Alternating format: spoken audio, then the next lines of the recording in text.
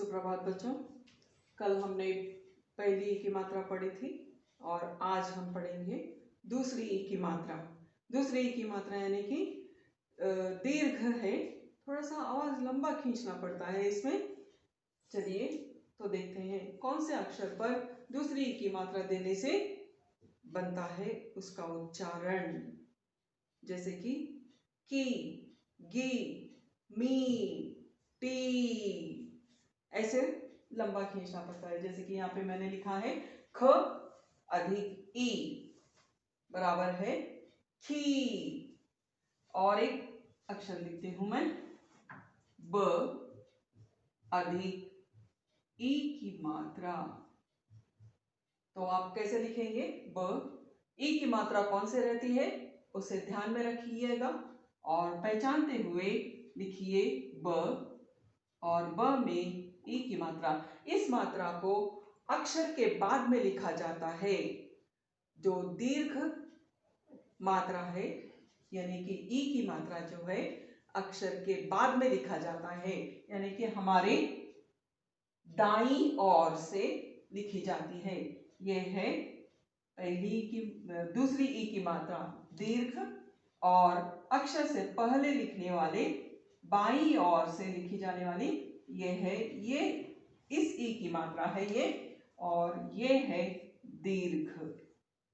दीर्घ ई की मात्रा यानी कि ह्रस्व और दीर्घ दोनों में अंतर देखिएगा, दोनों में फर्क देखिए कौन से तरफ से लिखी जाती है।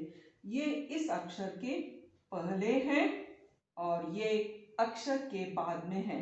जैसे कि अब मैं ये क लिखती हूं तो क के पहले आ गया है ये, और यहां पर अगर मैं उसी अक्षर को मैं लिखूंगी, ये है क यानी कि दीर्घ की, ऐसे उच्चारण होता है की ऐसे हो। तो इसे हम मिटाकर और कुछ न अधिक ई दीर्घ यानी कि बड़ी ई की मात्रा, इसे कहते हैं बड़ी ई। न में यह है न, और ई की मात्रा कौन सी लिखनी है, किस तरफ से लिखनी है, हमें राइट साइड से लिखनी है, यानी कि अक्षर के बाद इस मात्रा को देते हैं। इस अक्षर के बाद देखिए यह है अक्षर और इसके बाद में हम इस मात्रा को जोड़ते हैं तो बना नी। ये है नी। तो ये यहां पर लिखेंगे इस, अभी जैसे कि इस अक्षर से हम शुरू करते हैं।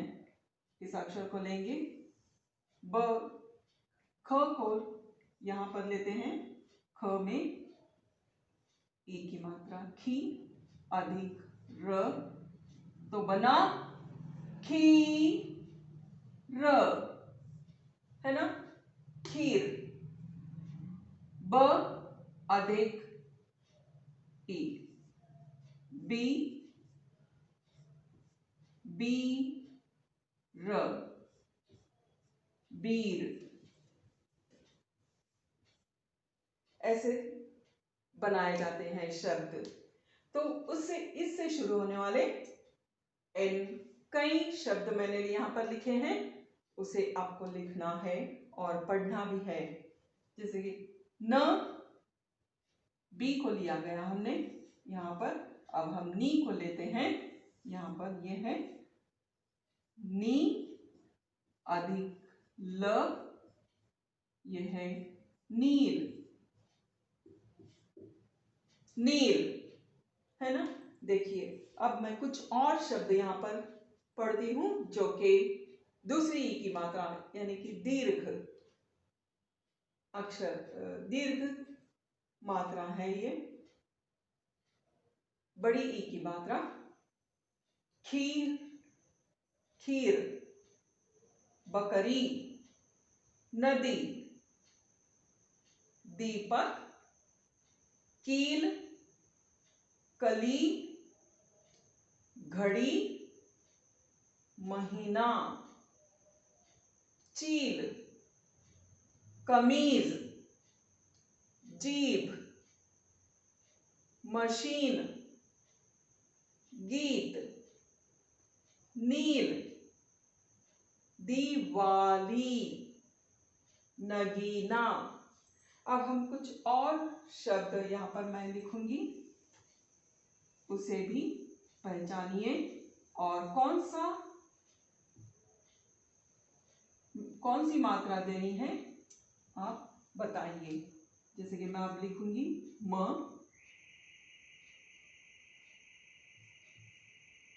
और ई की मात्रा कैसे लिखी जाती है? ई की मात्रा कौन सी है? म के अक्षर के बाद आएगी म, और ये अक्षर के बाद हम ई की मात्रा लिख रहे हैं, तो बना मी।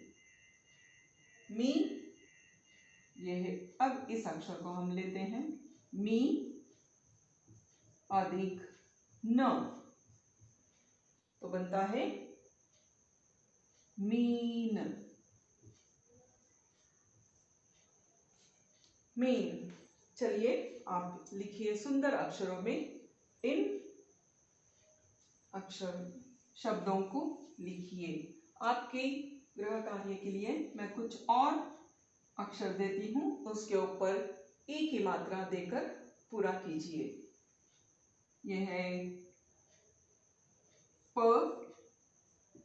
अधिक ई की मात्रा, यानी कि दूसरी ई की मात्रा यहाँ पर लिखिएगा, और झ अधिक ई की मात्रा यहाँ पर लिखिएगा। आइए इन अक्षरों को हम फिर से पढ़ते हैं।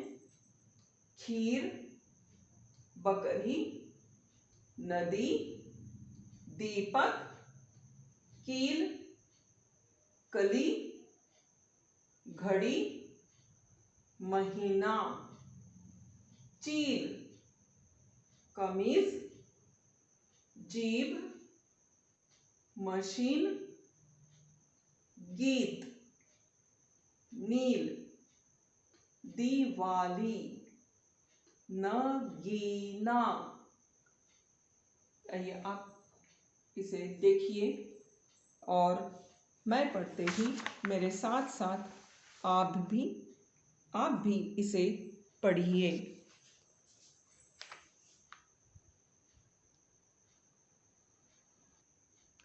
जिन अक्षरों को मैंने दिए हैं आपको ई की मात्रा लिखने के लिए, आप इसे लिखिए गृह कार्य, और जैसे मैंने शब्द बनाए हैं वैसे ही इन अक्षरों से शुरू होने वाले कुछ शब्द आप लिखिएगा। मैंने कुछ शब्द दिए हैं यहाँ पर, आप इसे बार बार पढ़ते रहिए और जानिए, पहचानिए कि ई की मात्रा कैसे देनी है और उसका उच्चारण कैसे होता है। देखिए, खीर, बकरी, नदी, दीपक, कील, कली, घड़ी, महीना,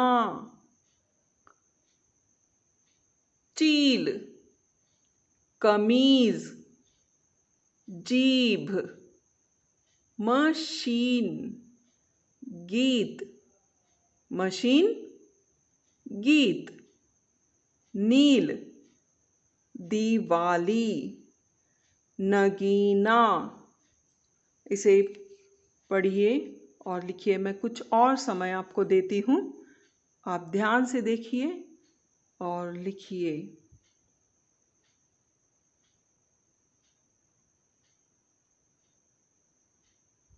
बहुत ही आसान है, इस तरह से आप लिखेंगे और पढ़ते रहेंगे तो कभी भी आप नहीं भूल पाएंगे। मात्राओं से शुरू होने वाले कुछ और भी अक्षर आप लिख सकते हैं। ई की मात्रा देकर कुछ और भी अक्षर आप लिखिए।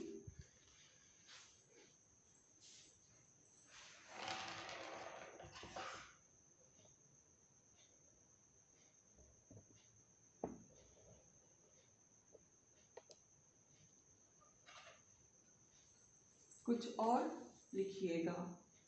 आपने लिख लिया, देख भी लिया और इसे बार बार पढ़ते रहिए। हम अपनी अगली क्लास में हम और मात्राओं के साथ कुछ और शब्द पढ़ते हैं। धन्यवाद।